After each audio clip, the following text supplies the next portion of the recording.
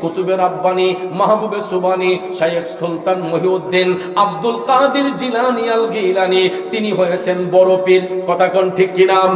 বড় পীর গাউসে পাক আব্দুল কাদের জীবনীর পরে দেখবেন উনি মাদারজাত ওলি ছিলেন।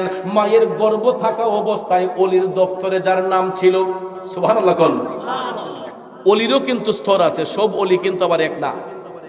ওলি দুই প্রকার। কয় প্রকার?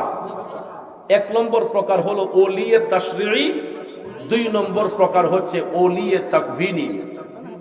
ওলিয়ে তাশরিঈ বলা হয় তাদেরকে যারা মায়ের গর্ভে থাকা অবস্থায় ওলির দফতরে নাম লেখা ছিল, এদেরকে বলা হয় ওলিয়ে তাশরিঈ।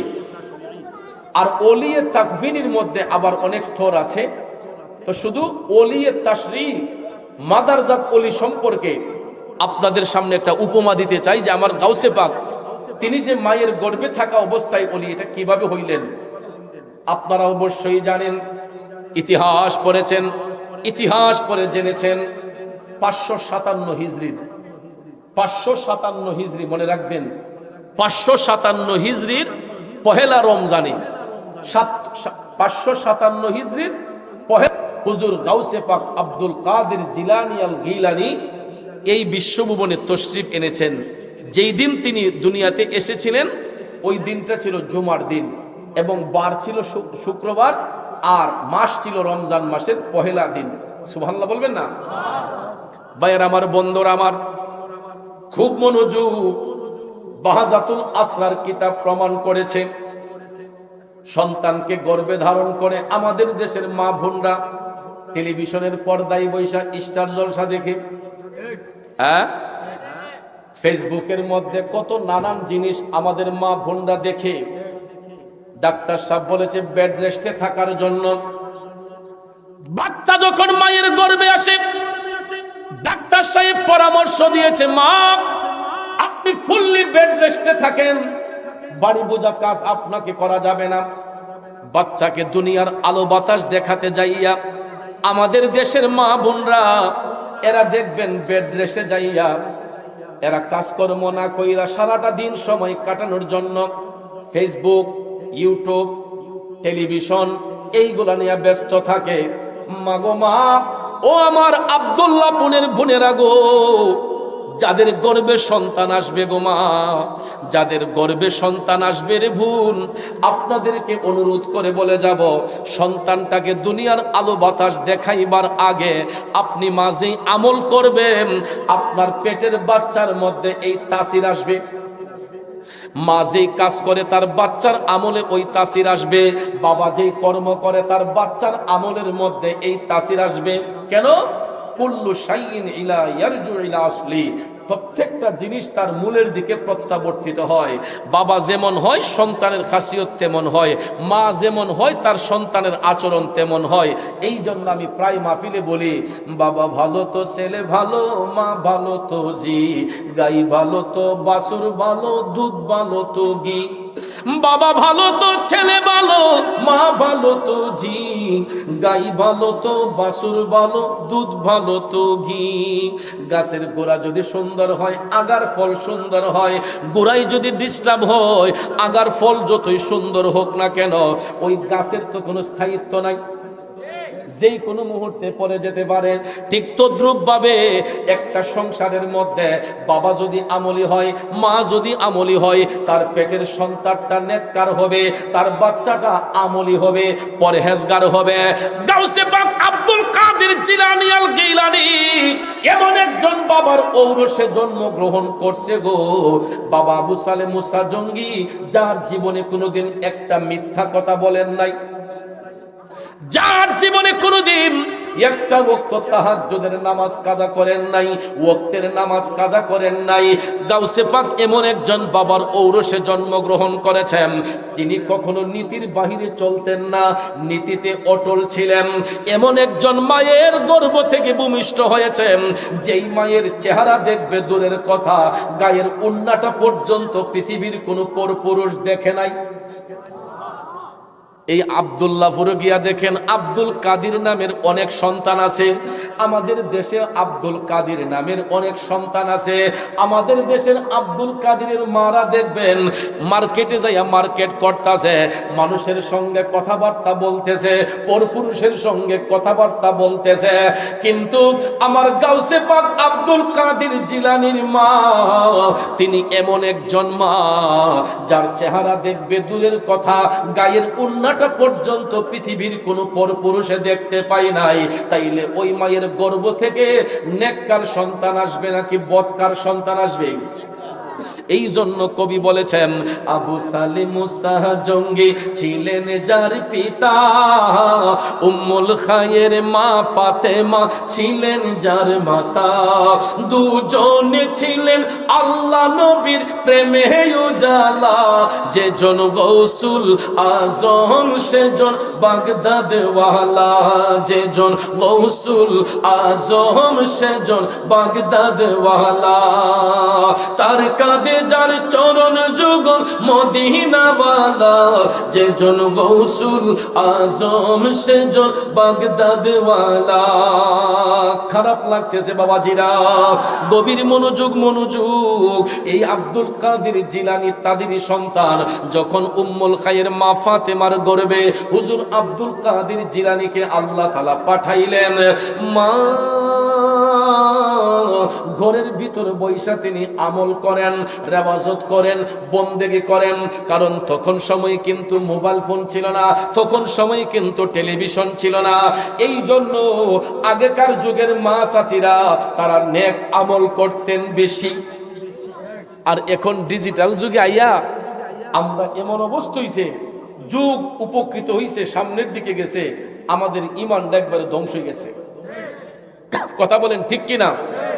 প্রত্যেকটা ঘরে ঘরে যান, আর কিচ্ছু না পান, ওগুলা টেলিভিশন, এগুলা মোবাইল পাইবেন।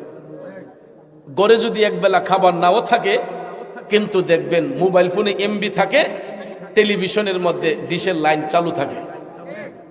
আছে না নাই? একবারে নিম্ন শ্রেণী হইলে দেখবেন এই দুইটা জিনিস সবার ঘরে আছে। বাজান আমার বন্ধুরা, আমার যুগের তালে যদি রাখতেও হয়, যুগের বাইরে যদি রাখতেও হয়, ঈমান নষ্ট করব কেন, ঈমান হারা হইব কেন? গাউসে পাক আব্দুল কাদের জিলানীর মা, তিনি সন্তানকে গর্ভধারণ করে রমজান মাস আসার আগেই তিনি প্রিপারেশন নিচ্ছেন। পৃথিবীতে গাউসে পাক আসবে, এর আগে মা প্রতিদিন কোরআন তেলাওয়াত করতেন। মা যখন কোরআন তেলাওয়াত করতেন, গর্ভের সন্তানের মধ্যে এই তাসির চলে আসছে। কারণ ওই মুহূর্তে তো পেটে যখন সন্তান থাকে, মায়ের মুখের কথাটাই সন্তানের কথা, মায়ের মুখের খাবারটাই সন্তানের খাবার। ঠিক কিনা বলেন? কারণ এটা তো মায়ের নাভিমূলের সাথে এড থাকে। কথা কোন ঠিক না? মায়ের নাভি কাটার পরে না সন্তান মার পেট থেকে আলাদা হয়। যতক্ষণ মার পেটে সন্তানটা থাকে, তখন মায়ের মুখের খাবারটাই সন্তানের মুখের খাবার হয়, তার শরীরের পুষ্টি হয়। আব্দুল কাদের জিলানী আল গিলানী মায়ের গর্ভে থাইকা মা একদিকে কোরআন তেলাওয়াত করেন, অপরদিকে গাউসে পাকের মধ্যে এই কোরআনের তাসির আস্তে আস্তে যাচ্ছে। এরপরে ভাইয়েরা আমার, বন্ধুরা আমার, মাহে রমজান শরীফ যখন আগমন করবে গো, রমজানের চাঁদ যেই দিন উদিত হয়েছে, যেই দিন রমজানের চাঁদ উদিত হবে, সুবহানাল্লাহ কোন, যেই দিন রমজানের চাঁদ উদিত হবে, আমার গাউসে পাক আব্দুল কাদের জিলানী আল গিলানী আল বাগদাদী তিনি দুনিয়ার মধ্যে আসবেন। পহেলা রমজানে ইফতারের পূর্ব মুহূর্তে, এই সেহরির টাইমে, ফজরের পূর্ব মুহূর্তে, সেহরির টাইমে গাউসে পাকের মায়ের প্রসব ব্যথা শুরু হয়েছে। প্রসব ব্যথা শুরু হওয়ার পরে হুজুর গাউসে পাক আব্দুল কাদের জিলানী ফজরের পরক্ষণে 557 হিজরি পহেলা রমজান জুমার দিনে বাদ ফজর গাউসে পাক আব্দুল কাদের জিলানী দুনিয়াতে ভূমিষ্ঠ হইলেন। আপনারা বলেন, বাচ্চা ভূমিষ্ঠ হইলে চিল্লায়া কান্নাকাটি করে না? সিজারের মাধ্যমে হোক, নরমাল ডেলিভারি হোক, মার গর্ভ থেকে বাচ্চাটা আসার পরেই দেখবেন ওই বাচ্চা চিল্লায়া কান্দে। তখন আমরা ওটি রুমের ভিতরে থাকলেও বাহির থেকে বাচ্চার কান্না যখন শুনতে পাই, আমরা হয়ে গেছে গা, ঠিক না? ঠিক, বাচ্চা হয়ে গেছে, ডেলিভারি হয়ে গেছে। তখন ভাইয়ার আমার, বাচ্চার কান্না বন্ধের জন্য মায়ের স্তনের মধ্যে মুখ লাগানো হয়, ঠিক না ঠিক? বাচ্চার কান্না বন্ধের জন্য মায়ের স্তনে মুখ লাগানো হয়। বাচ্চা যখন মায়ের স্তনের মধ্যে মুখ লাগায়, মায়ের দুধটা মুখে দেওয়ার সাথে সাথেই দেখবেন তার কান্না বন্ধ হয়। আমার গাউসে পাকের বেলায় ভিন্ন। গভীর মনোযোগ। গাউসে পাক রমজান শরীফে বাদ ফজর দুনিয়ার জমিনে ভূমিষ্ঠ হইয়া কোনো কান্নাকাটি করলেন না। সুবহানাল্লাহ। কান্নাকাটি করেন নাই, কান্নাকাটি নাই। মায়ের স্তনের মধ্যে মুখও লাগায় না। মা যদিও স্তনের মধ্যে বাচ্চার মুখটা ধরতেছেন, কিন্তু গাউসে পাক মুখটাকে সরাইয়া ফেলে। দেখো বন্ধু, মাদারজাত ওলি কারে কয়? গাউসে পাক মায়ের দুধের মুখ লাগায় না, কারণ রমজান শরীফের দিনের বেলায় আমরা রোজা পালন করি। এই জন্য যদিও তিনি নাবালক শিশু, কিন্তু হাকিকতের দৃষ্টিতে তো তিনি অনেক উপরের দরজা, ঠিক না বেঠে? গাউসে পাক জগৎবাসীর শিখাইবার জন্য, বাগদাদবাসীর শিক্ষা দেওয়ার জন্য যে রমজান শরীফে রোজা রাখতেই যে হয়, গাউসে পাক মায়ের স্তনের মধ্যে মুখ লাগায় না। বন্ধুরে, দুধের শিশু তো আর কথা বলতে পারে না। সারাটা দিন গেল, মা চেষ্টা করলেন, স্তনের মধ্যে গাউসে পাক মুখ লাগায় না। যখন মাগরিবের টাইম হয়েছে, রোজাদাররা যখন ইফতার গ্রহণ করবে, আজানের পূর্ব মুহূর্তে আমার গাউসে পাক চিল্লায়া কান্না শুরু করছে। বাচ্চা যখন কান্না শুরু করছে, রে দুনিয়ার মানুষগুলা ইফতার করবে, এমন সময় মাগরিবের আজান হয়েছে। একদিকে মাগরিবের আজান হয়, অপর দিকে গাউসে পাক কান্না করে। যখন মা স্তনের মধ্যে মুখটা লাগাইয়া দিছে গো, আমার গাউসে পাক মায়ের বুকের দুধ পান কইরা তিনি ইফতার গ্রহণ করেছে। আরো জোরে জোরে কন্যা সুবহানাল্লাহ। এ বন্ধুরা, আমার বাবাজিরা, এই হলো গাউসে পাকের দুনিয়াতে আসার পরে সর্বপ্রথম জ্বলন্ত কারামত। আমার গাউসে পাক দুনিয়ার জমিনে রোজা অবস্থায় এসেছেন। এই ফরজ রোজাটা আমরা মুসলমান হইয়া কেমনে ফরজ রোজাগুলা সাইরা দেই? এই জন্য বন্ধু পায়ে হাত ধইরা বলবো রে, রমজান মাসের রোজাগুলা যাতে আমরা ইচ্ছে কইরা কাজা না করি, কোনো অজুহাত যাতে না দেখাই, রমজানের সম্মান রক্ষার্থে রোজাগুলা রাখার চেষ্টা আমরা করতেই হবে, ঠিক কিনা বলেন বাবাজিরা, আমার বন্ধুরা আমার। এরপরে দেখেন, এটা গাউসে পাকের প্রথম কারামত। দ্বিতীয় কারামতটা হলো ওই দিন জিলান শহরে যতগুলা সন্তান জন্মগ্রহণ করেছে, একটাও কিন্তু কন্যা সন্তান না। ওই দিন গাউসে পাক যেদিন মার গর্ভ থেকে ভূমিষ্ঠ হয়েছেন, ওই দিন জিলান শহরে যতটা বাচ্চা জন্মগ্রহণ করেছে, প্রত্যেকটা বাচ্চা ছিল ছেলে সন্তান, এবং প্রত্যেকটা সন্তানকে আমার আল্লাহ কুতুবের দরজা দান করছে, বেলায়েতের উচ্চ মকাম দান করেছে। এটাও গাউসে পাকের একটা কারামত। এরপরে দেখেন, দুনিয়াতে আসার পরে আমার গাউসে পাকের শিশুকালের আরেকটা কারামত। গাউসে পাকের বয়স যখন 1 কিংবা 1.5 বছর, কেউ কেউ বলেছেন 1 কিংবা 2 বছর, এই বাচ্চাগুলো তো মার আঁচলেই থাকে। সাধারণত 2-2.5 বছর বাচ্চা মায়ের স্তন থেকে দুধ পান করে, ঠিক না ঠিক ভাইয়ের আমার? 2 থেকে 2.5 বছর পর্যন্ত মার স্তন থেকে বাচ্চারা দুধ পান করে। দেখেন, আমার গাউসে পাক ভূমিষ্ঠ হওয়ার পরের বছর যখন রমজান শরীফের আগমন হয়, রমজান শরীফের আগমন যখন হয়, তখন কিন্তু আমরা শাওয়াল মাসের চাঁদ চলে যায়, রমজানের চাঁদ উদিত হয়। চাঁদ দেখার পরে আমরা তারাবি শুরু করি, ঠিক না? চাঁদ না দেখলে কি তারাবি পড়ি? আমরা চাঁদ দেখে রোজা রাখি, আবার চাঁদ দেখে রোজা ভঙ্গ করি। কথা কোন ঠিক না ঠিক? তো ওই দিন আকাশ ছিল ডার্ক। গাউসে পাক জন্মের পরের বছর আকাশ ছিল ডার্ক, মেঘাচ্ছন্ন, কোনোভাবেই চাঁদ দেখা যাচ্ছে না। এখন রোজাদাররা রোজা রাখবে কিভাবে? চাঁদ না দেখলে তো শাওয়াল মাস 29 না 30, এটা তারা বুঝবে কিভাবে? তখন তো ক্যালেন্ডারও ছিল না, ঠিক না ঠিক? তখন কিন্তু ক্যালেন্ডারও ছিল না। বাহাজাতুল আসরার কিতাব প্রমাণ করেছে, গাউসে পাকের মা উম্মুল খায়ের ফাতেমার কাছে এলাকাবাসী সব মানুষ আসছে যে আপনার সন্তান আব্দুল কাদিরের মাধ্যমে হয়তো আমরা জানতে পারবো রমজানের চাঁদ উঠছে কি উঠছে না। আমাদেরকে এই পরামর্শটা দেন। তখন ভাইয়ার আমার, বন্ধুরা আমার, গাউসে পাক আব্দুল কাদের জিলানী আল গিলানী যখন চাঁদ উঠছে কিন্তু কেউ দেখতে পায় না, তিনি যখন মার স্তনের মধ্যে মুখ লাগায় না, তখন গাউসে পাকের মা উম্মুল খায়ের ফাতেমা বললেন, যেহেতু আমার আব্দুল কাদের আমার স্তনের মধ্যে মুখ লাগাই নাই, তার মানে বোঝা গেল চাঁদ উঠে গেছে। আরো জোরে কর না সুবহানাল্লাহ। ভাইয়ের আমার, বন্ধুরা আমার, দেখেন আল্লাহর ওলিদের বেলায়েতি পাওয়ার আল্লাহ কেমনে দান করছে। গাউসে পাক চাঁদ উঠার সাথে সাথে দুনিয়ার মানুষদেরকে শিক্ষা দেওয়ার জন্য মারস্থন থেকে দুধ পান করে নাই, তার মানে বোঝা গেল যে রমজান শরীফের চাঁদ উঠে গেছে। মানুষগুলা রোজা রাখার জন্য পরামর্শ পাইয়া সবাই রমজান শরীফকে অভ্যর্থনা জানালো। এরপরে গাউসে পাক আস্তে আস্তে যখন 1 কিংবা 2 বছরের হয়ে গেল, দেখা যায় মায়ের আঁচলে আঁচলে গাউসে পাক খেলাধুলা করেন।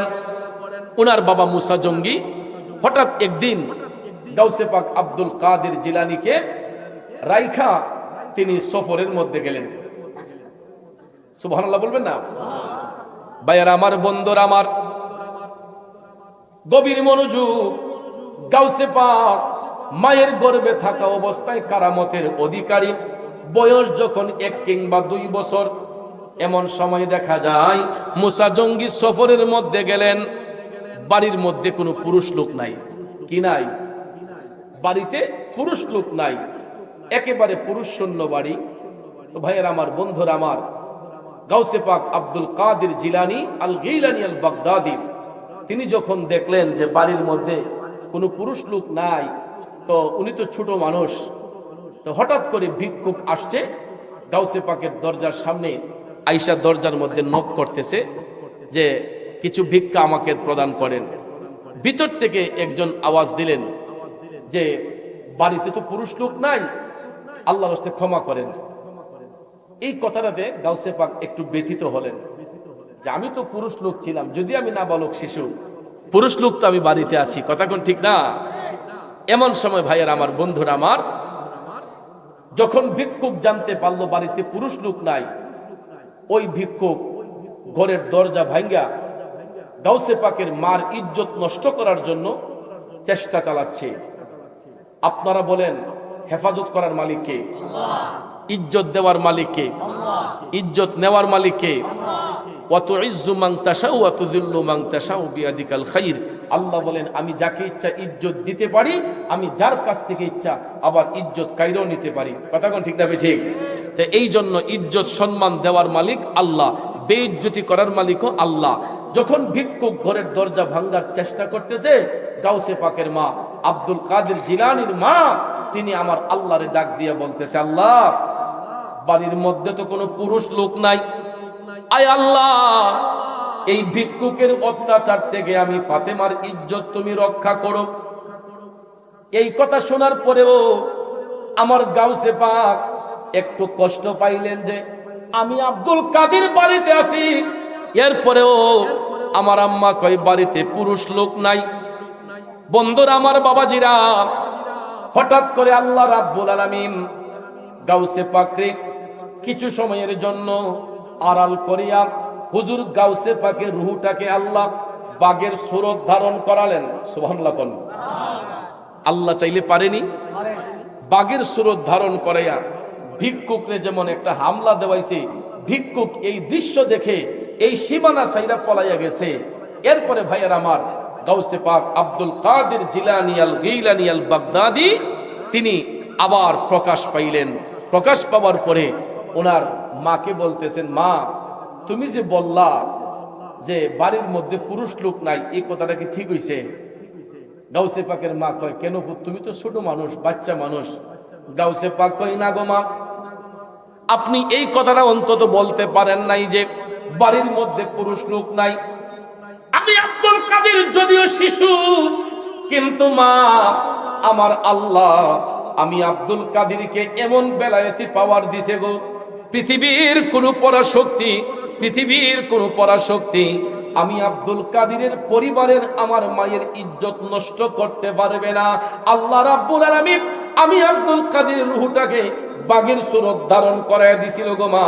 আমি যখন ওই ভিক্ষুককে তাড়াইলাম, ভিক্ষুক দৌড়াইয়া পালাইয়া গেছে। মা কই আমি তো দেখছি একটা বাঘ ভিক্ষুকরে থাবা দিয়া আবার মুহূর্তের মধ্যে উদয় হয়ে গেছে। গাউসে পাক তখন বললেন, মা এই রুহটাই ছিল আপনার সন্তান আমি আব্দুল কাদের জিলানী। তাইলে চিন্তা করে দেখেন আল্লাহর ওলিদেরকে আল্লাহ কেমন পাওয়ার দিছে।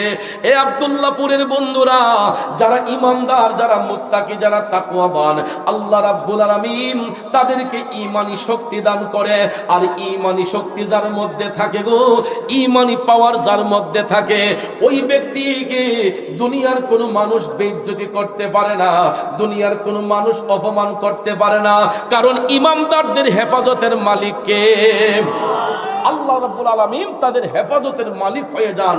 এই জন্য ভাইয়ের আমার, গাউসে পাক তিনি মাতৃগর্ভে থাকা অবস্থায় অলির দফতরে নাম ছিল। এই জন্য আমি এই আব্দুল্লাহপুরের মা বোনদেরকে অনুরোধ করে বলবো, আমাদের তো অনেকের ঘরে সন্তান আছে বা অনেকের ঘরে সন্তান আসার অপেক্ষায় আছে, বা প্রেগনেন্ট যারা আছেন বর্তমানে এই এলাকার মধ্যে, আমি মাদেরকে পরামর্শ দেব, মাগো এই রমজান মাস আমাদের নিকটে। আর রমজান মাস শুধু আসবে কেন, যেই কোনো মাসে যেই কোনো মুহূর্তে গর্ভে যখন সন্তান আসে, যখন ঘরে ছোট্ট বাচ্চা থাকে, এদেরকে ভালো গাইডনেস করার জন্য আমরা নিজেকে পরিবর্তন করতে হবে, নিজেকে পরিবর্তন করতে হবে। এই রমজান মাসে রোজা কাজা কইরা সন্তানের সামনে এই উপযুক্ত মা বাপ গুলা যে খাবার দাবার খায়, অনেক সময় রোজা ভাঙ্গা, এগুলা কিন্তু বাচ্চার ব্রেইনে গিয়ে ঢুকতেছে। এই ছেলেটাও বড় হইয়া বড় ধরো আমার আব্বাই রোজা রাখছেন, আমি কেন রাখতাম? ঠিক না বেটি? আরে আমার মা ওই রাখছেন, আমি কেন রাখতাম? তখন দেখবেন ওই বাচ্চাও বড় হইয়া তার মধ্যে এই রোজা রাখার অভ্যাস হবে না। এই জন্য 7 বছর ওভার হয়ে গেলেই সন্তানদেরকে নামাজ এবং রোজার তাকিদ দিতে হয়। 12 বছর হয়ে গেলে যদি রোজা না রাখে তাদেরকে বেত্রাঘাত করতে হয়, নামাজ না পড়লে তাদেরকে বেত্রাঘাত করতে হয়, শাসনে রাখতে হয়। কারণ নামাজ এবং রোজা এবাদতের মধ্যে সর্ব উৎকৃষ্ট এবাদত নামাজ এবং রোজা। আমার নবী যে মেরাজ শরীফের মধ্যে গিয়েছেন, মেরাজ শরীফের মধ্যে যাইয়া আমার রসুল উম্মতের জন্য এই দুইটা বিশেষ আমল আল্লাহর কাছ থেকে নিয়ে এসেছেন। একটা হলো নামাজ, একটা হলো রোজা। এই জন্য ভাইয়ার আমার, বন্ধুরা আমার, প্রত্যেকটা দিন সম্মানিত, প্রত্যেকটা রাত সম্মানিত, প্রত্যেকটা মাস সম্মানিত। এরই মধ্যে কিছু কিছু মাসকে, কিছু কিছু রাতকে আল্লাহ তাআলা স্পেশালভাবে মর্যাদান্বিত করেছেন। আর এই মর্যাদার মাসের মধ্যে তুলনাবিহীন মর্যাদার মাস হলো মাহে রমজানুল মুবারক। এই মাসটা যেহেতু আমাদের অতি নিকটে, আমরা রমজানের পবিত্রতা রক্ষার্থে আমরা একটা রোজাও কাজা করব না এবং সমাজের মধ্যে বিশৃঙ্খলা সৃষ্টি করব না, সিন্ডিকেট করব না। অনেক সময় দেখবেন, এই যে আমি ওই দিন আপনাদের পার্শ্ববর্তী কসবা থানায় এই মেহারি গ্রামে আমি গেছি, যাওয়ার পরে আমার এই ভক্তরা বলতেছে, বাজান আপনি তো সবসময় এখান থেকে দুধ কিনে নেন, বাজান দুধের তো দাম বেড়ে গেছে, দুধের দাম বেড়ে গেছে। আমাদের হবিগঞ্জে, আমাদের এলাকায় সচরাচর বাজারে দুধ বিক্রি হয় না। তো আমি প্রায় সময় কি করি, 10-20 কেজি কইরা আমি বাচ্চাদের জন্য নিয়ে যাই বাসায়। তো এখন বলতেছে, রোজা আসার আগে 3-4 দিন আগে থেকেই আমাকে বলতেছে, বাজান দুধের দাম বাইরে গেছে গা, 120 টাকা 30 টাকা গেছে গা, 100 টাকা দিয়ে আর এখন দুধ পাওয়া যায় না। এই রমজান সামনে বিদায় আমার ব্যবসায়ী ভাইয়েরা, আমার দুধ বিক্রেতা ভাইয়েরা দুধের দাম বাড়ায় গেছে। কিন্তু অন্য সময় দেখা যায় দুধের দাম কম, 80 টাকা 90 টাকা 100 টাকার ভিতরে থাকে। কিন্তু রমজান মাস সামনে বিদায় দেখা যায় 30 টাকা লাভ করবে বেশি, 40 টাকা লাভ করবে বেশি। এরকম ভাবে অনেক ব্যবসায়ী ভাই আছে, তারা জিনিসের দাম বাড়াইয়া দিলে এই যে সাধারণ মানুষগুলা, খেটে খাওয়া মানুষগুলা, এদের তো কষ্ট হয়ে যায়। আপনি তো, রোজা হলো সবার জন্য, ধনী গরিবের পার্থক্য নির্ণয়ের জন্য রোজা, ঠিক না বলেন? আপনি 10টা আইটেম দিয়া সেহরি খাইলেন, একজনে একটা আইটেম দিয়া খাইলো, ক্ষুধা তৃষ্ণা কিন্তু একই রকম হবে। সারাদিন যদি উপবাস থাকেন, 10টা আইটেম দিয়ে খাইলে পরে যেরকম ক্ষুধা লাগবে, একটা আইটেম দিয়ে খাইলেও এই ক্ষুধাটাই কিন্তু লাগবে। কথা কোন ঠিক না? তো এই রোজা আমাদেরকে ওই শিক্ষাটাই দেয়, ধনী এবং গরিবের পার্থক্যটা আমাদেরকে শিখাইয়া দেয়, যে রোজার মাধ্যমে যে ধনী গরিবের মধ্যে একটা বৈষম্য আছে, এটা যদি দূর হয়ে যায়, আমরা যেন এই বৈষম্যটা রাখতে আর না চাই, এই জন্য রোজা আমাদেরকে ওই শিক্ষা দেয় যাতে আমরা একজন আরেকজনকে বুঝে নেই। কিন্তু ভাইয়ার আমার, আমি দেখেছি আমার ছোট ভাই ইংল্যান্ডে থাকে, দেখেন খ্রিস্টানরা এরা আমাদের মুসলমানদেরকে রোজার মাসকে কেমনে সম্মান দেয়। আমার ছোট ভাই বলল যে রমজান যখন আসে আমরা রোজা রাখি, কয় ইংরেজরা ওই দেশের ব্রিটিশরা এরা জিনিসের দাম কমাইয়া দেয়। জিনিসের দাম কি কমাইয়া দেয়, যাতে আমরা সহজভাবে এটা কিনতে পারি। অনেক সময় তারা অনেক আয়োজন করে রোজাদারদের জন্য, অনেক আয়োজন করে, যেটা আমাদের মুসলমান হইয়া করা দরকার ছিল।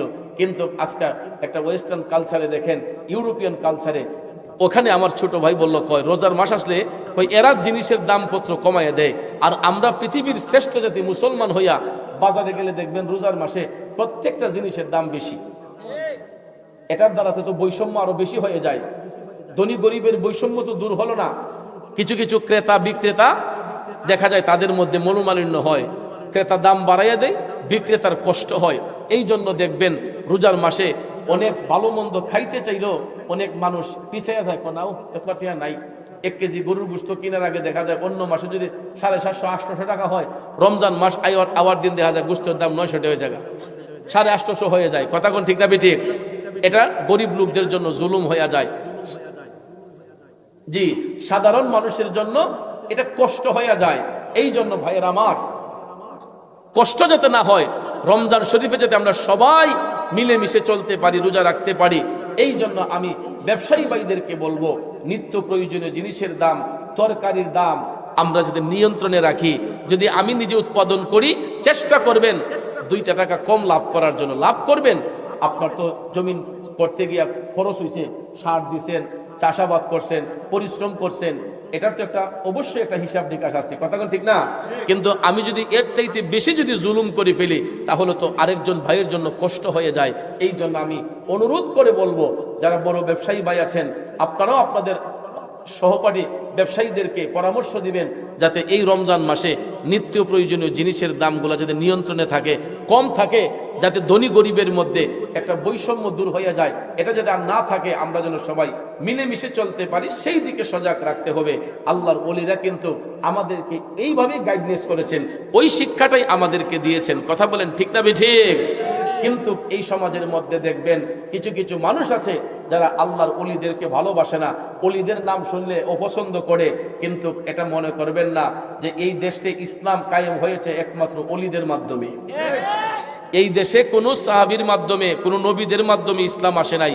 এই ভারতবর্ষে ইসলামের অভয়বাণী আসছে একমাত্র আল্লাহর ওলিদের মাধ্যমে। কথা কোন ঠিক কিনা? কিন্তু আমাদের বর্তমান সিচুয়েশনে অনেক জায়গায় দেখবেন আমাদেরকে মাজার পূজারি, কবর পূজারি বইলা, বেদাতি বইলা এই হক কথাগুলাকে লুকানোর চেষ্টা করতেছে একটা গোত্রের মানুষ। কিন্তু ওই গোত্র থেকে আমাদেরকে সেফ থাকতে হবে। ভুলে গেলে চলবে না যে এই দেশ হলো ওলি আল্লাহর দেশ, এই দেশ 360টা ওলিয়ার দেশ। কথা বলেন ঠিক না বেঠে? আমার বাবাজিরা, বন্ধুরা, আল্লাহর ওলিগণ ইসলাম কায়েম করেছেন, আল্লাহর ওলিগণ ইসলাম প্রসারিত করেছেন কারামতি শক্তির বলে। অলৌকিক ক্ষমতা দেখায়া আল্লাহর ওলিগণ মানুষদেরকে ইসলামের পথে নিয়ে আসছেন। হুজুর গাউসে পাক আব্দুল কাদের জিলানী আল গিলানী আল বাগদাদির কথা আমি আপনাদের সামনে বলেছিলাম। আমার গাউসে পাককে আল্লাহ কেমন বেলায়েতি পাওয়ার দিয়েছেন।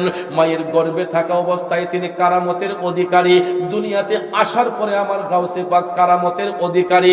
আমার গাউসে পাকের বয়স যখন 13 কিংবা 14 বছর, এ বন্ধু মনোযোগ, আমার গাউসে পাকের বয়স যখন 13 কিংবা 14 বছর, ওই সময়ে প্রতিদিন জিলান দেশ থেকে এক একটা কাফেলা যাইতো বাগদাদের মধ্যে সফর করার জন্য, ব্যবসা বাণিজ্য করার জন্য। এক একটা কাফেলা জিলান থেকে বাগদাদে যেত। তো গাউসে পাক তখন তো স্টুডেন্ট মানুষ, 13-14 বছরের যুবক। তিনি উম্মুল খায়ের মা ফাতেমাকে বলতেছেন, মা, আমার খুব ইচ্ছা জাগতেছে, আমি ওইখানে গিয়ে একটু পড়াশোনা করব, বাগদাদে আমি পড়াশোনা করব, এলেমের উচ্চতর ডিগ্রি লাভ করব। তো মার একমাত্র সন্তান আব্দুল কাদের জিলানী, ওই মা উম্মুল খায়ের ফাতেমা বলেন, ফুত, তোরে স্যার আমি কেমনে থাকি, তোরে স্যার আমি একা কেমনে থাকি ফুত, আর আমি কেমনেই তোরে বিদায় দিই। গাউসে পাক কয়, মা, আপনার দোয়ার বরকতে আমি তো এখন সাবালক, 12 বছর আবার হয়ে গেছে মা, আমি তো এখন সাবালক। আপনার দোয়া যদি আমার সাথে থাকে গো মা, পৃথিবীর কোন শক্তি আমাকে ধ্বংস করতে পারবে না। দেখেন বন্ধু, গাউসে পাক মারে কত ভালোবাসতেন। মা দরদি বললেন, ঠিক আছে আব্দুল কাদের, আমি এক শর্তে তোমারে অনুমতি দিতে পারি। শর্তটা কি? তখন উম্মুল খায়ের মা ফাতেমা বললেন, আব্দুল কাদের, তোমার জবান দিয়া কোনোদিন যেন মিথ্যা কথা বের না হয়। কি বের না হয়? যে যতই বাধা বিপত্তি আসুক না কেন, তোমার জবান দিয়া যাতে কোনোদিন মিথ্যা কথা বের না হয়, সব সময় তুমি সত্য কথা বলবা। সুবহানাল্লাহ বলবেন না? আমার ভাইয়েরা, বন্ধুরা, খুব মনোযোগ। ওলি কিন্তু এমনি হওয়া যায় না যদি মার দোয়া সাথে না থাকে, মার কথার মধ্যে শ্রদ্ধা না থাকে। গাউসে পাক মার কথার মধ্যে শ্রদ্ধাশীল হয়ে বললেন, ঠিকুল কাদির, আপনার চোখের আড়ালে যতক্ষণ থাকবো গো মা, আপনি দোয়া কইরেন কোনোদিন আমার জবান থেকে মিথ্যা কথা বের হবে না। এই কথা বলার সাথে সাথে উম্মুল খায়ের মা ফাতেমা আব্দুল কাদের জিলানীকে টাইনা নিয়ে গালে মুখে চুম্বন দিয়া বললেন, আব্দুল কাদের, যাও বাজার, এলেম শিক্ষার জন্য তৈরি হও। গাউসে পাক যখন তৈরি হলেন, মা যেই টাকা সেভ করছিলেন 40টা দিনার, উম্মুল খায়ের মা ফাতেমা 40টা দিনার, কারণ মহিলাদের একটা আলাদা জুলাই থাকে না? হ্যাঁ, মহিলারা দেখবেন সাংসারিক খরচপাতি থেকেও এরা নাই কইরা কিছু টাকা পয়সা ফালাই রাখে, এটা যে কোনো সময় বিপদে আপদে কামো লাগে। ঠিক না ঠিক? এটা সতী নারীর গুণ। যারা সতী নারী, এরা স্বামীর টাকা উড়াইলেও এরা দেখবেন স্বামীর উপার্জন থেকেই কিছু কিছু টাকা সেভ করে রাখে। ঠিক কিনা বলেন? গাউসে পাকের মা কিছু টাকা সেভ করেছিলেন। আব্দুল কাদের জিলানী যখন বাগদাদের দিকে রওনা হবেন, এমন সময় আবু সালে মুসা জঙ্গি বললেন, ঠিক আছে আব্দুল কাদের, তুমি এলেম শিক্ষা অর্জনে যাও। তখন গাউসে পাক ওনার বাবার কাছ থেকে কিছু টাকা নিলেন। কিছু টাকা যে নিলেন, এটা রাস্তা দিয়ে যাওয়ার সময়ই এটা খরচ হয়ে গেছিল, কিন্তু ওনার মা উম্মুল খায়ের ফাতেমা 40টা দিনার একটা থলিতে নিয়া গাউসে পাকের কোমরের মাঝে বাঁধা দিছেন, যে ফুট এই টাকাগুলা রাইখা দেও, এটা খরচ করে না, এটা বাগদাদে ওইখানে যাইয়া তুমি খরচ করবা। দেখবেন আমরাও যখন পড়াশোনার জন্য এক জায়গা থেকে আরেক জায়গায় যাই, আব্বা টাকা দিলেও দেখবেন আম্মা কয় তোর বাপে যাতে না শুনে, এইটা রাইখা দিয়ে সেভ কইরা। ঠিক না ঠিক? মা দেখবেন ছেলেরে মায়া কইরা আরো কিছু টাকা আলগা করে দিয়ে, দেখো ফুট এটা নাই করে ফালে রাখিস, তোর আব্বারে শুনেস না। ঠিক না ঠিক? তো গাউসে পাকের মা উম্মুল খায়ের ফাতেমা 40টা দিনার একটা থলির মধ্যে নিয়ে গাউসে পাকের কোমরের মধ্যে বাইদা দিলেন। মার সাজেশন ছিল কোনোদিন মিথ্যা কথা বলবা না। এ বন্ধু, তিনা যখন জিলান দেশের কাফেলার সঙ্গে বাগদাদের উদ্দেশ্যে যখন রওনা হইলেন, জিলান এবং বাগদাদের মধ্যবর্তী একটা পাহাড়ি অঞ্চল ছিল। ওই পাহাড়ি অঞ্চলটার নাম হলো হামেদান। নাম কি? তো আমরা বাংলাদেশে পার্বত্য এলাকা যখন ঘুরতে যাই, দেখবেন পাহাড়ের চিপায় চাপায় গেলে রাতের বেলা আমরা রিক্সে যাই না, চোর ডাকাতের ডরে। আর আপনারাও যখন আগে সিলেট যাইতেন, পুরাতন রোড দিয়া তেলিয়াপাড়ার ভিতরে বাগানি দিয়া ঢুকলে অনেকে ডরাইয়া যাইতো না। শ্রীমঙ্গল বাগানের ভিতর দিয়ে রাতে গাড়ি চলাচল খুব রিক্সে চলতো ডাকাতের ভয়ে। ঠিক না? পাহাড়ি অঞ্চলগুলোতে ডাকাতের ভয় থাকে বেশি। তো হামেদান অঞ্চলটা এটা পাহাড়ি অঞ্চল, এখানে অনেক ডাকাত বসে থাকতো। ওই বাণিজ্য যারা করতো, ব্যবসা বাণিজ্য করতো, এদেরকে লুটতরাজ করতো। হামেদান অঞ্চল পাড়ি দিয়া ছুটছে কাফেলা, 60 জনের এক ডাকাতের দল করিল হামলা। আমার গাউসে পাক ওই কাফেলার মধ্যে 60 জনের ডাকাত দল কাফেলার চতুর্দিকে ব্যারিকেড দিয়েছে। তাদের হাতের মধ্যে অস্ত্র, লাঠি। কিন্তু যারা বাণিজ্য করতে গিয়েছে তাদের কাছে আছে শুধু মালামাল, টাকা পয়সা। ঠিক না ঠিক? মালামাল, টাকা পয়সা নিয়ে এরা যাচ্ছে বাণিজ্য করতে বাগদাদের মধ্যে। এখন গাউসে পাক তো আর ব্যবসায়ী মানুষ না, ইনি স্টুডেন্ট মানুষ। ডাকাত দল যখন ব্যারিকেড দিল, তখন সবাইকে লুটতরাজ করতে লাগলো। কারণ ডাকাইতের কাছে কি কোনো মায়া দয়া আছে? মায়া দয়া নাই। কেডা শুরু কেডা বড় এটা বাদ বিচার নাই, দললই আগে কুবানি শুরু করে। ঠিক না ঠিক? এরপরে গলার মধ্যে ছুরি দাও ধরে রাখে, আমরা যা আছে সবকিছু দিয়ে দিতে হয়। তখন ওই কাফেলার মধ্যে যুবক, বৃদ্ধ অনেকেই ছিলেন।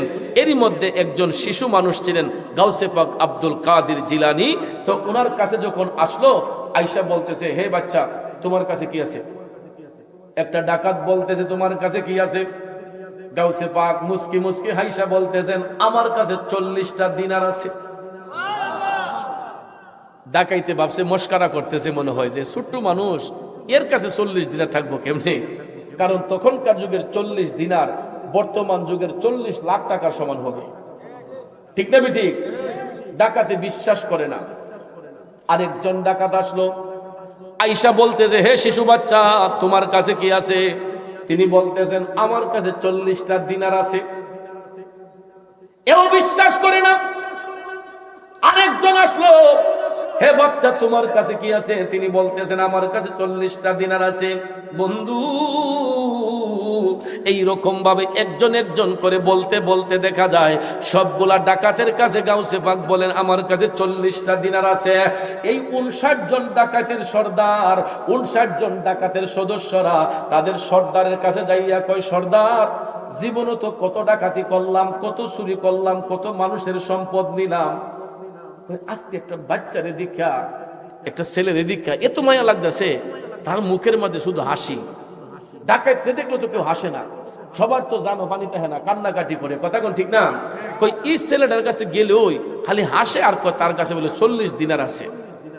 ডাকাইতে সর্দার বলতেছে কয় আমি ওই বাচ্চাটারে দেখতই, এরা আমার কাছে নিয়ে আসো তোমরা দুইটা।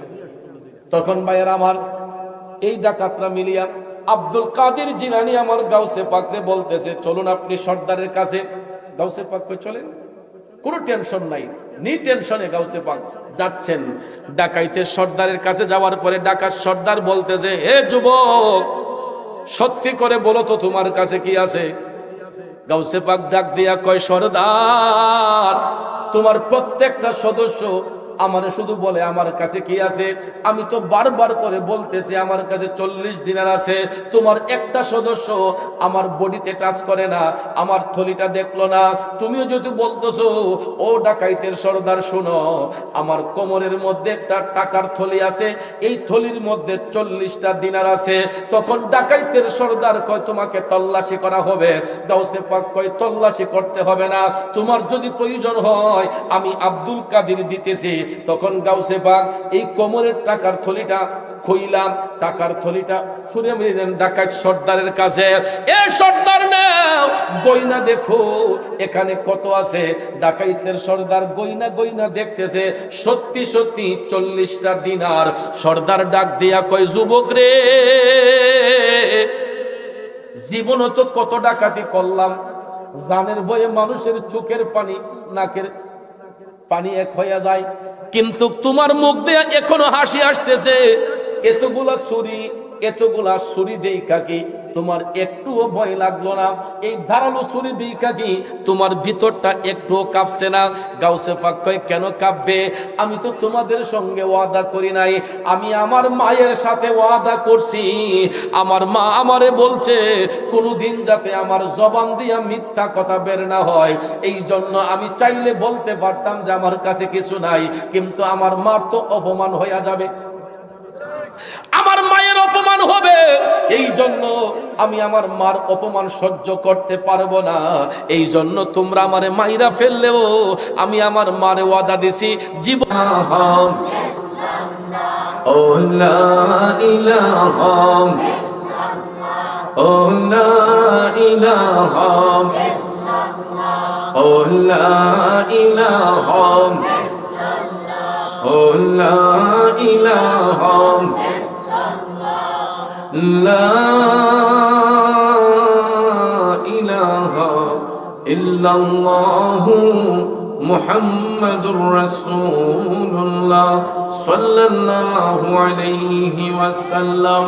সবাই একটু মহব্বতের আওয়াজে আপন আপন কলবের দিকে মুতাওয়াজ্জি হইয়া দরুদ মাখা কণ্ঠে জিকির করুন ইসমে জাত আল্লাহ আল্লাহ আল্লাহ আল্লাহ আল্লাহ আল্লাহ আল্লাহ আল্লাহ আল্লাহ আল্লাহ আল্লাহ আই মোহাম্মদ কামলি ওয়ালা আই রে আমার বুকে আই আই মোহাম্মদ কামলি ওয়ালা আই রে আমার বুকে আই আল্লাহ আল্লাহ আল্লাহ আল্লাহ ডাকে যে তো পাগলেরা শান্তি দে মোর কলি জাগায় আই মোহাম্মদ কামলি ওয়ালা আই রে আমার বুকে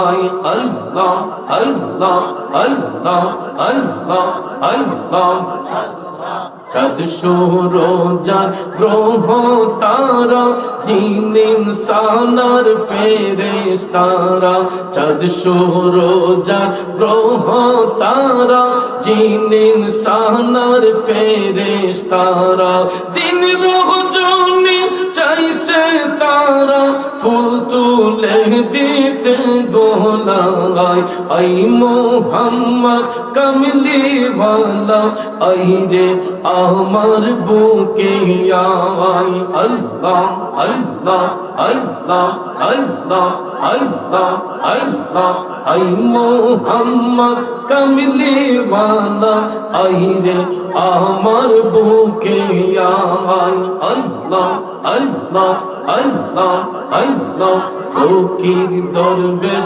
বাদশাহ ওলি দুলিতে সেই ফুলের কোলে ফকির দরবেশ বাদশাহ ওলি দুলিতে সেই ফুলের কোলে কাঁদে লইয়া বিকার ঝুলে বাস করে গাছের তোলায় আই মোহাম্মদ কামলি ওয়ালা আই রে আমার বুকে আই আই মোহাম্মদ কামলি ওয়ালা আই রে আমার বুকে আই আল্লাহ আল্লাহ আল্লাহ আল্লাহ আল্লাহ আল্লাহ আল্লাহ আল্লাহ আল্লাহ আল্লাহ আল্লাহর নবী নূরের নবী আল্লাহর নবী নূরের নবী যাহার নাই গো তুলনা নূরে জন্মল জন্মল করে সোনার মদিনা আল্লাহ আল্লাহ আল্লাহ আল্লাহ আল্লাহ আল্লাহ আল্লাহর নবী নূরের নবী আল্লাহর নবী নূরের নবী যাহার নাই গো তুলনা নূরে জন্মল জন্মল করে সোনার মদিনা মাশাআল্লাহ আল্লাহ আল্লাহ আল্লাহ ও নবীজি আপনার কথা মনে হইলে বুক ভাইসা যায় নয়ন জলে ও কোথায় গেলে পাবো আপনাই কোথায় গেলে পাবো আপনাই দাও না একবার বলিয়া নূরে জন্মল জন্মল করে সোনার মদিনা আল্লাহর নবী নূরের নবী আল্লাহর নবী নূরের নবী যাহার নাই গো তুলনা নূরে জন্মল জন্মল করে সোনার মদিনা আল্লাহ আল্লাহ আল্লাহ আল্লাহ আল্লাহ তুমি মেহেরবান গো নবীজি তুমি মেহেরবান ও নবীজি তুমি মেহেরবান নয়নে একবার দেখিলে নয়নে একবার দেখিলে জুড়াইতাম পরাণ ও নবীজি তুমি মেহেরবান মাশাআল্লাহ আল্লাহ আল্লাহ আল্লাহ আল্লাহ আমরা সবাই পাপী গো নবীজি তুমি দয়াবান আমরা সবাই পাপী গো নবীজি তুমি দয়াবান তোমার দয়া দিয়ে করবা মোদের মুশকিল আসান ও নবীজি তুমি মেহেরবান মাশাআল্লাহ আল্লাহ আল্লাহ আল্লাহ আল্লাহ আল্লাহ আল্লাহ কত কষ্ট করলাম নবীজি ওহুদের ময়দান কত কষ্ট করলেন নবীজি ওহুদের ময়দান দান মোবারক শহীদ করলো কাফের বেঈমান ও নবীজি তুমি মেহেরবান মাশাআল্লাহ আল্লাহ আল্লাহ আল্লাহ আল্লাহ তুমি আদি তুমি অন্ত তুমি মোদের জান মাশাআল্লাহ তুমি আদি তুমি অন্ত তুমি মোদের জান খোদার কাছে পাক যে তোমার পবিত্র জবান ও নবীজি তুমি মেহেরবান মাশাআল্লাহ আল্লাহ আল্লাহ আল্লাহ আল্লাহ আল্লাহ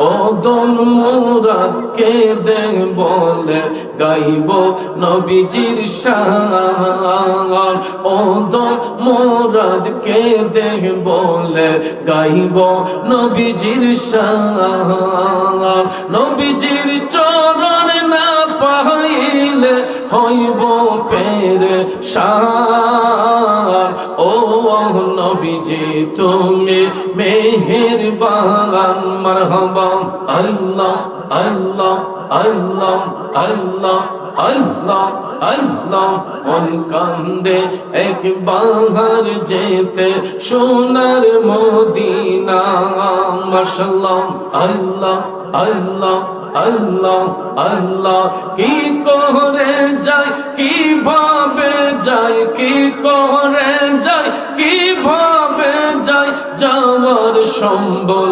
নাই মন কান্দে একবার যেতে সোনার মদিনা মাশাআল্লাহ আল্লাহ আল্লাহ আল্লাহ কত লোক যাই দলে দলে কত জন যাই শতবার অত ভাঙা ভাগ্যে তাহা জুটিল না একটি বার আল্লাহ তোমার বন্ধুর দরবার আমার কি তাকদীরে নাই মন কান্দে একবার যেতে সোনার মদিনা মাশাআল্লাহ আল্লাহ আল্লাহ আল্লাহ আল্লাহ মন কান্দে একবার যেতে সোনার মদিনা মাশাআল্লাহ আল্লাহ আল্লাহ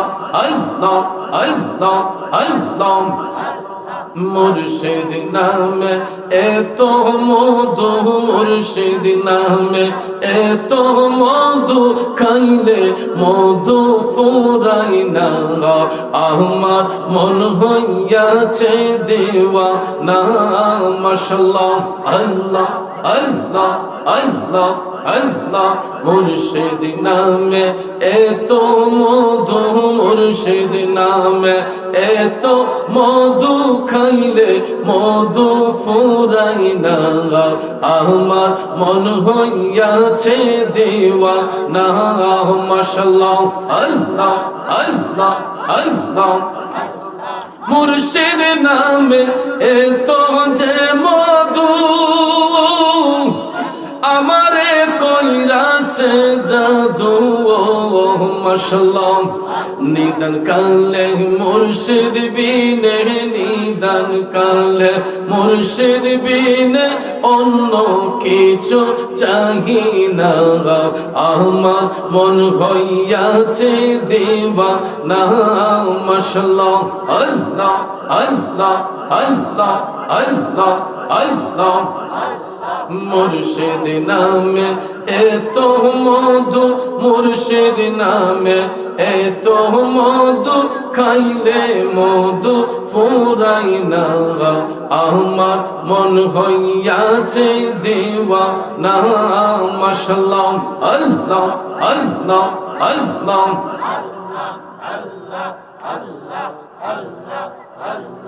আল্লাহ আল্লাহ আল্লাহ লা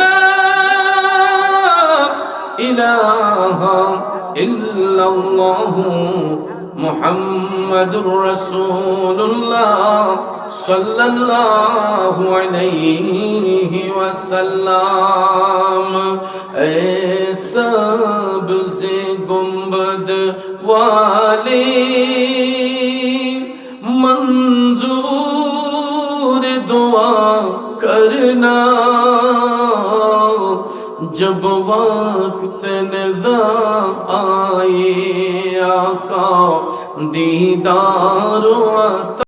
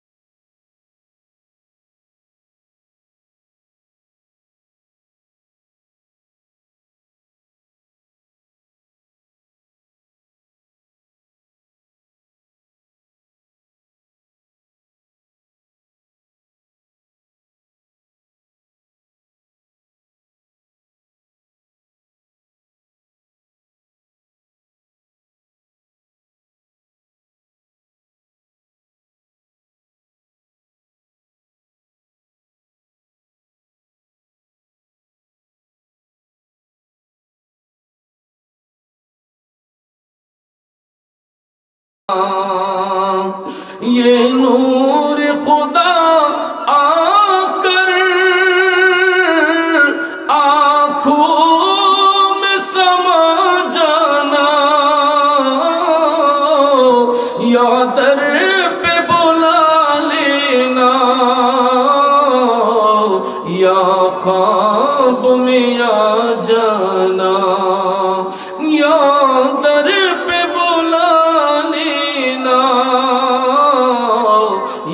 ख्वाब में आ जाना ये पर्दनशी दिल के पर्दे में रहा करना जब वक्त निज़ा आए आका दीदार अता करना ओहे সবুজ গুম্বুজ ওয়ালে কবুল করো মোর প্রার্থনা দেখা দিও মরণ কালে এটাই করি কামনা সবাই বলি মারহাবা। তো প্রিয় ভাইয়েরা আমার দেখতে দেখতে আমরা শেষের দিকে চলে আসছি। তো আজকে কিবরিয়া ভাইয়ের বাড়িতে কবরবাসীর স্মরণে এই মাহফিলে আমি সবার জন্য দোয়া চাই। অনেক কবরবাসী আছেন, কবরবাসীর আত্মার মাগফিরাতের জন্য আমরা দোয়া করব।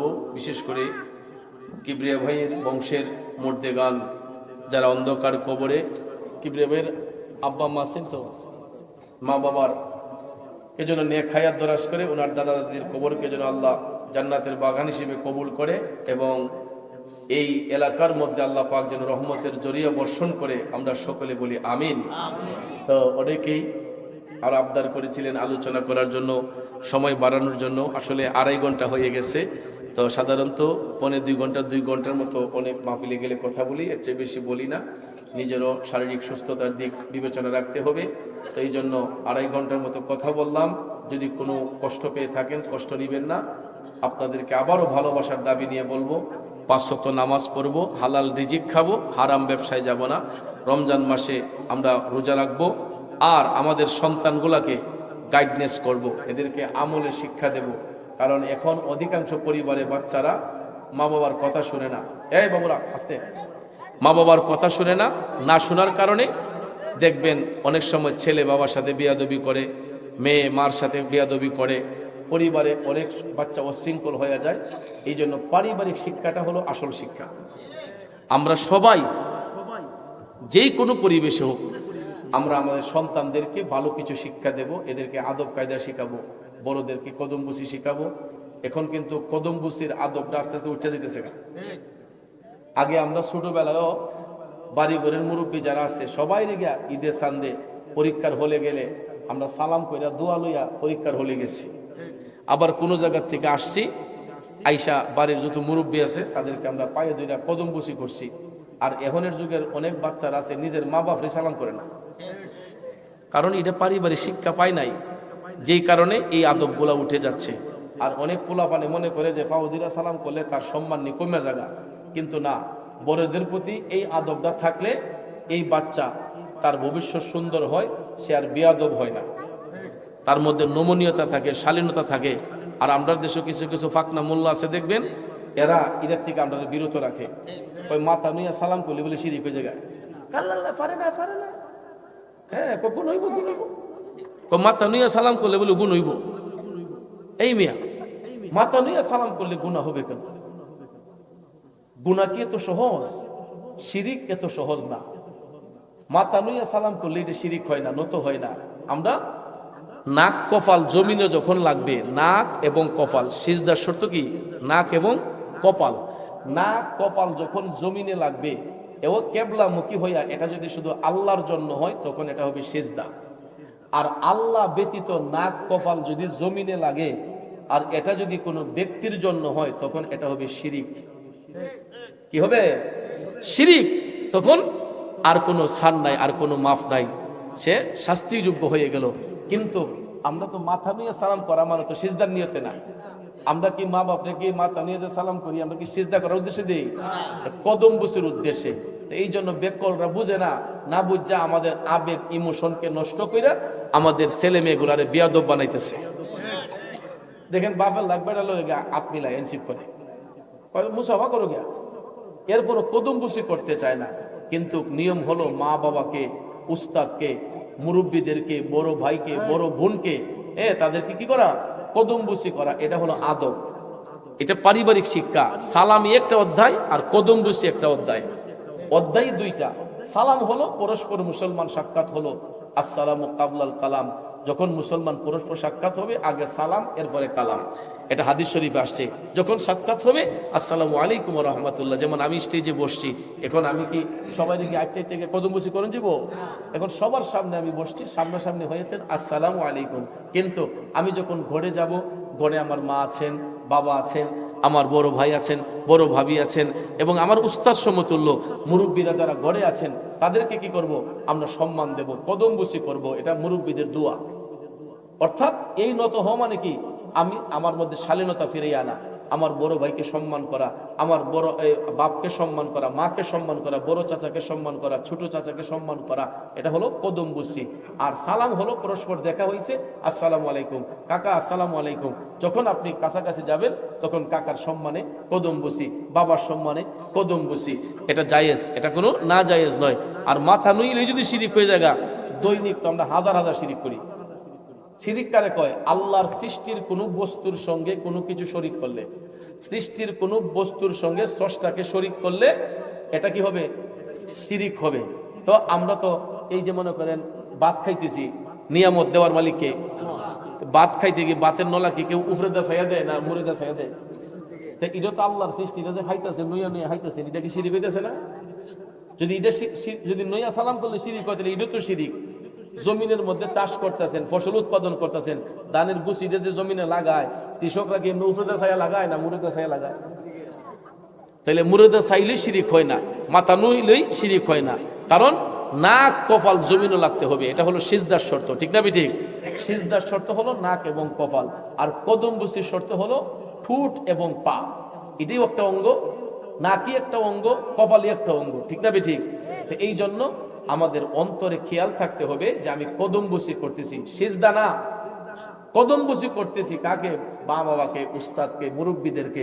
তাইলে এই আদবটা যখন থাকবে, দেখবেন আপনার ছেলে কোনোদিন আপনার চোখে চোখে চাইয়া কথা বলতে না, সবসময় দেখবেন আপনার চোখে চোখে চাইয়া কথা বলবে না এবং আপনার সাথে উচ্চ বাক্যে কথা বলবে না। আর এই আদবটা না থাকলেই যদি কোন যে না না পারে না পারে না, তাইলে দেখবেন আপনার ছেলে বিয়াদব হয়ে যাবে। এর মধ্যে আর কোনোদিন শালীনতা আসবে না, আদব আসবে না। এই জন্য আমরা প্রত্যেকে পারিবারিকভাবে আমাদের বাচ্চাদেরকে এই আদবগুলো শিখাবো। এটার দ্বারা কিন্তু আপনারও সম্মান কমবে না, আপনার ইজ্জতও কমবে না, বরং আরো বাড়বে। আমার বাসায় মেহমান গেলে, আমার বাসায় যদি মেহমান যায়, আমি আমার ছেলেদেরকে দিয়া মেহমানের জুতাটি ভিতরে নিই। অনেক সময় বাইরে রেখা যায়, আমি আমার ছেলেদেরকে দিয়ে বলি, বাবা মেহমানের জুতাটি ভিতরে নিয়ে আসো। আমার ছেলের কি সম্মান কমে গেছে? এটা শিক্ষা দিতে হবে পারিবারিক ভাবে। আমি আমার মেহমান আমার বাসায় গেল, সে গরিব হইতে পারে, কিন্তু আমার বাসায় যখন একজন ভদ্রলোক মেহমানদারি করবে, তখন সে আমার মাথার মুকুট হয়ে যাবে, আমার আদরের রত্ন হয়ে যাবে। এই জন্য নিজেও করি, আমি আমার বাচ্চাদেরকে এই শিক্ষা দিই। আমার বড়দের যারা আছে, বাচ্চাদেরকে আমি নিজে শিখাই যে তুমি তোমার কাকাকে কদমবুসি করো, তোমার হুজুরকে কদমবুসি করো। তো এটা হলো পারিবারিক শিক্ষা। এখন আর আমার ছেলেদেরকে বলতে হয় না, আমি শুধু ইশারা দিলেই হয়। এরা যেই যার যার স্টেপ অনুসারে জেলে, আমি যদি খালি চোখ দিয়ে ইশারা করি, আমার ছেলেগুলো শিখে ফেলেছে। কারে কদমবুসি করতে হবে, কারে আসসালামু আলাইকুম বলতে হবে, এটা শিখাই দিতে হয় না। এই যে পারিবারিক শিক্ষা পাইছে, এটা বড় হয়ে গেছে, ইনশাআল্লাহ শিখে ফেলেছে। এই জন্য মেহমানদেরকে ইজ্জত করবেন, বড়দেরকে সম্মান করবেন, ছোটদেরকে স্নেহ করবেন। এটা হলো আমাদের পারিবারিক শিক্ষা। আমরা সবাই যাতে এই শিক্ষাটা আমাদের প্রত্যেকের পরিবারে জারি রাখি, তাইলে দেখবেন আমাদের সমাজ, আমাদের মহল্লা, আমাদের রাষ্ট্র সুন্দর হবে, ঠিক না? আল্লাহ যেন আমাদেরকে সহি বুঝ দান করে, সবাই বলি আমিন। যাক, এখন কবরবাসীর আত্মার শান্তির জন্য ইস্তেগফার হবে, দোয়া হবে। তার আগে যদি কিছু বলেন, কিছু বলার আছে? বিসমিল্লাহির রহমানির রহিম। সম্মানিত এলাকাবাসী, হুজুর কারীম, আসসালামু আলাইকুম। হুজুর চমৎকার বয়ান করেছেন। আমরা সকলেই এবং এই কিবরিয়ার পক্ষ থেকে হুজুরকে আন্তরিক মোবারকবাদ জানাই। হুজুর যে বয়ান করেছেন, আমরা সকলেই চেষ্টা করব হুজুরের প্রত্যেকটি কথা আমরা